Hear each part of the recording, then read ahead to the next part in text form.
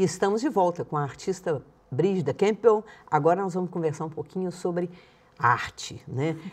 Houve um tempo que as pessoas perdiam muito tempo, ou ganhavam, não sei, tentando definir o que é arte. De novo essa pergunta, o que é e o que pode ser arte? Essa é a pergunta, a base do que é arte, é o próprio questionamento do que é arte, assim. E essa pergunta ela é muito boa porque ela não tem resposta, ela nunca vai ter. E eu acho que é esse, talvez, né, não sei, mas talvez esse movimento de tentar criar novas estratégias ou novas formas de atuação, novos pensamentos sobre o que é arte, como que é possível fazer arte e como que a arte ela também é permeada por outros conhecimentos. Eu acho que é isso que é a base legal mesmo para a arte, né? Assim, acho que a arte ela acontece na medida em que a gente não sabe muito bem o que é.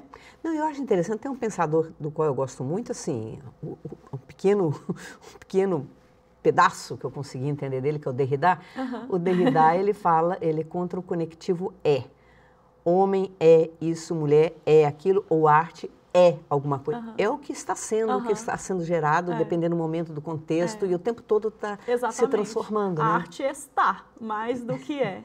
E às vezes muitas ações, elas podem ser arte num contexto e podem não ser arte em outro contexto. Às vezes você retira o objeto um local e leva para outro, ele se torna arte aqui. Exatamente. Quer dizer, é o Duchamp, né, que já fez isso também, esse deslocamento, né? Exatamente. Assim. Os museus, eles têm, as galerias, essa capacidade de tornar quase tudo arte, né? Porque como um espaço de legitimação, tudo que está ali dentro a gente entende que é arte. E fora que, além do museu e conectado a ele, o mercado, né?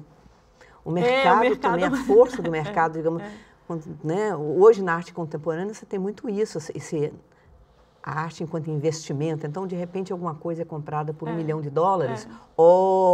é uma grande arte porque vale $1 milhão. Né? Assim, a força do mercado também é muito grande, né? E eu entendo que o trabalho de vocês é tentar sair desse circuito. Aliás, é curto-circuitar o circuito, né? E eu tenho achado assim muito legal entender essas produções artísticas que justamente tensionam esse lugar da arte. Elas às vezes podem estar ou não estar como arte, né? Então, muitos trabalhos na cidade, especialmente, eles podem ser confundidos com outras coisas, né? Com publicidade, com com ativismo, com, simples ações poéticas mesmo, ações estéticas, ações de comunicação. Né? Vocês até falam assim, que vocês praticam, nós vamos falar em seguida disso, vocês praticam pequenas intervenções, geralmente pequenas, né? Intervenções poéticas que podem ser vistas 1, 2, 3 pessoas, talvez até nenhuma às vezes. Conta mais talvez até o gesto. É lógico que há uma busca do olhar do outro, mas não é aquele problema da comunicação. Eu quero atingir este público, então eu vou... Não, é o contrário, na verdade. Anticomunicação, como ela é praticada, né? Na verdade, é o contrário, assim, o desejo de criar essas interrupções, né, como você falou, no cotidiano, né, tentar mudar um pouquinho essas formas de percepção mesmo das coisas, mas por um viés, como se fosse uma infiltração mesmo, um vírus, né, que você... está no seu cotidiano, no seu dia a dia, e de repente você se depara com uma ação artística. E essa ação artística, ela pode ser entendida como arte ou não, mas ela é uma ação poética, uma ação criativa que te desloca. Você fala, não, peraí, o que é isso? Né? E aí, a partir daí, você começa a desenvolver uma série de pensamentos. E você perguntou o que é arte, né? O que não é. Uma coisa que eu acho que a arte faz, que é muito legal e que é uma das coisas que eu gosto muito da arte, é a capacidade de gerar debates, gerar conversas. E conversas dos mais diversos tipos. Acho que gerar um pouco de perplexidade também. Perplexidade, curiosidade, conversa, que, aliás, dúvida. É interessante, né? Porque, instabilidade. Porque a origem da filosofia vem do espanto do homem dentro do mundo. Então, um pouco de espanto, né? Exatamente. É quando você olha um objeto e fala, o que é isso? O que é isso? Para que serve? Como é que é? Sabe? Porque a gente vive num mundo onde... tem um pragmatismo, tudo tem uma função, né? Tudo tem uma lógica, né? Tudo tem uma... Tipo assim, um sapato é para proteger seu pé, para você andar, né? Tipo, um carro é para você se transportar. E, de repente, a arte tem eu gosto muito de falar, é uma inutilidade necessária, né? Assim, a arte é aquilo ali que não te coloca num lugar que você não sabe qual que é. é um lugar de discussão, né? É um lugar de debate. E é muito legal, assim... Do encontro, do dissenso, né? Agora vamos falar um pouquinho de alguns projetos, vamos ver. A gente não tem muito tempo, mas assim, vamos elencar alguns projetos que vocês já colocaram em prática. Vamos escolher. Eu escolhi um que eu gostei muito, eu gostei de todos, mas eu gostei muito do Azulejos Azuis, né? Azulejos de papel. Azulejos de papel. Fala um pouquinho dele. Esse projeto foi um projeto assim muito bacana, assim, que a gente fez, que durou bastante tempo, assim, agora a gente parou um pouco. E o trabalho é o seguinte, a gente produz uma série de padrões de azulejaria em papel jornal. Né, você deve ter percebido assim no nosso trabalho, a gente tem uma relação muito forte com as artes gráficas e todo o universo da impressão, né, todo o universo da reprodutibilidade. Então a gente frequenta muito esses birôs de fundo de quintal, né, essas gráficas baratas, né, a gente gosta de um lugar em Mercado Novo, não sei se você conhece, que tem um segundo andar assim só de gráfica e a gente vive lá, assim, que é um lugar que a gente adora. E, então, esse trabalho ele nasce um pouco desse interesse mesmo pelas artes gráficas e imaginar assim, um objeto que é um azulejo, que é um objeto rígido, né, de cerâmica, impresso num papel jornal, que é o contrário, ele é flexível, é um papel super vagabundo, assim, papel pobre. Né? Então, o nosso primeiro ponto de partida foi a pensar essa materialidade mesmo do azulejo. E aí, o que a gente faz com esse trabalho? A gente instala esses azulejos no espaço público. Geralmente espaços degradados, ruínas. Geralmente casas abandonadas, ruínas, né? É um pouco inspirado, assim, sabe quando tem uma demolição que você tem assim um banheiro, tem uma cozinha que sobra, assim? E que eu sempre achei super legal, porque conta muito sobre quem vivia ali, como era a casa da pessoa, né? Então, o que a gente constrói são umas montagens assim com os azulejos como se estivesse sendo ou demolindo ou construindo, sabe? E tem uma relação temporal, né? É como se fosse uma segunda pele naquele lugar, né? Exatamente. E a gente trabalha assim com essa ideia do ornamento também, pensando também como que as cidades, elas estão cada vez mais lisas, né? Cinzas, mais envidraçadas, mais cinzas, né?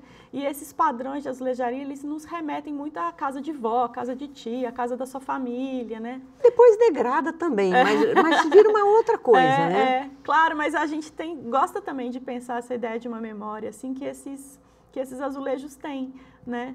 Que não é aí também enfatizar que não é um romantismo, assim, ai, como era boa a casa da minha vovó. Não tem nada a ver com isso. Mas de tentar pensar mesmo o próprio imaginário gráfico da cidade, né? Como que tá tudo muito liso, tá tudo muito cinza, brilhante, né, e tal. Então, esse trabalho, ele é como você falou mesmo, uma segunda pele, assim, que a gente vai instalando. Outra intervenção que eu gostei muito foi dos peixes nos aquários. Deixa eu ver. Os aquários suspensos. Deixa eu ver, eu acho que está aqui, se não me engano. Esse livro, depois eu falo dos outros. Não é tão fácil. Isso aqui que eu achei muito bonito, vou mostrar logo direto aqui, olha, para a minha câmera aqui. Fala um pouquinho sobre ele. Esse trabalho é super, eu adoro esse trabalho também. Esse a gente realizou lá no Rio de Janeiro, na pracinha ali da Glória. E é um trabalho muito simples, na verdade. São esses adesivinhos de peixe, né, que a gente desenhou e recortou no adesivo, essas imagens de peixe, e a gente cola nessas luminárias redondas, né? E aí, à noite, quando a luminária acende, é como se fosse um aquário, né? De manhã, durante o dia, quase você nem percebe, né? Acaba que a coisa se mistura no cotidiano, mas à noite, quando acende, fica como se fossem uns pequenos aquários mesmo, assim, suspensos na cidade, né? E tem um outro projeto que você falou mais ligado à tecnologia, como é que é?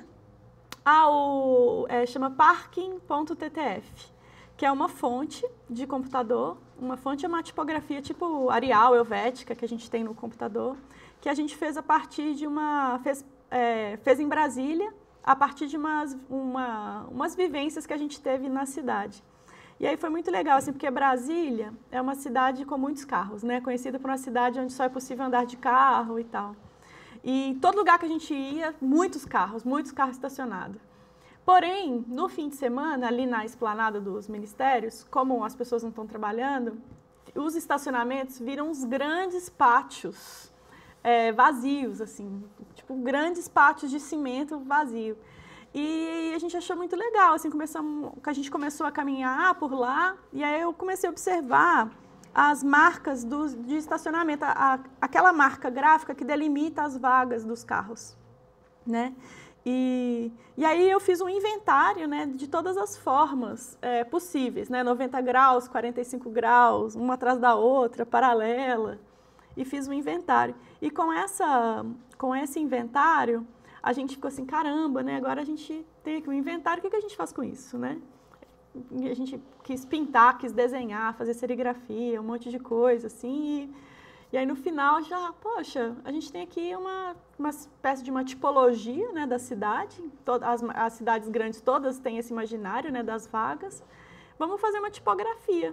Foi daí que a gente desenvolveu uma tipografia para computador mesmo. A pessoa pode baixar, instalar no computador dela e escrever esse texto. Bacana. É uma ideia, assim, de entender como que esse imaginário gráfico é uma espécie de um alfabeto também urbano. Um alfabeto da cidade, que todo mundo está acostumado com ele, né? Mas, enfim, tá todo mundo acostumado, faz parte já do nosso vocabulário.